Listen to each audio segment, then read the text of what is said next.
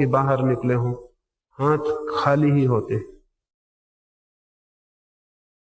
क्यों ये हाथ खाली जाते हैं जीवन भर की दौड़ के बाद? जीवन भर का श्रम व्यर्थ क्यों हो जाता है? शायद कोई भूल है, शायद कोई बुनियादी भूल है। शायद हम वहां खोजते हैं संपदा को जहां संपदा नहीं है। शायद हम खोजते हैं वहां जीवन को जहां जीवन नहीं है। शायद हम खोजते हैं शांति को वहां जहां शांति नहीं है। और तब हाथ खाली न होंगे तो क्या होगा? और इसीलिए जिस अंधकार से और पीड़ा से बचने को हम भागते हैं, अंत में हम पाते हैं कि वहीं पहुंच गए। एक और छोटी कहानी, मेरी बात समझ में आ सके, फिर मुझे जो आज की संध्या कहना है वो मैं आपसे कहूं। दमिश्क में एक बादशाह हुआ। एक रात उसने स्वप्न देखा, कोई अंधेरी छाया पीछे खड़ी है, उसके कंधे पर हाथ रखे। उसने पूछा, तुम कौन? उस छाया ने कहा, मैं हूं तुम्हारी मौत,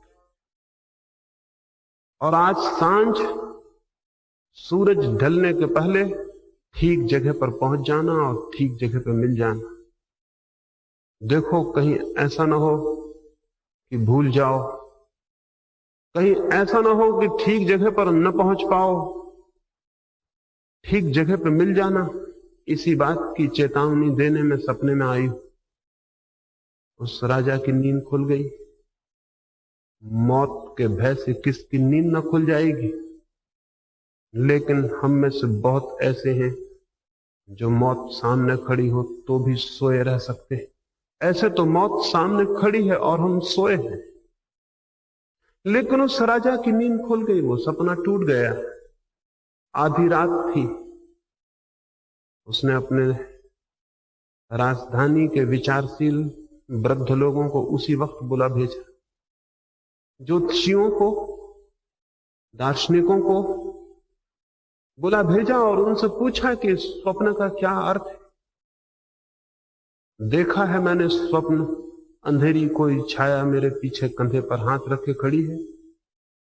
और मैंने पूछा, कौन हो? तो उसने कहा, मृत्यु हूं तुम्हारी, और आज सांझ सूरज ढलने के पहले ठीक जगह पर मिल जाना। देखो कहीं भूल चूक ना हो जाए, इसीलिए चेतावनी देने आई।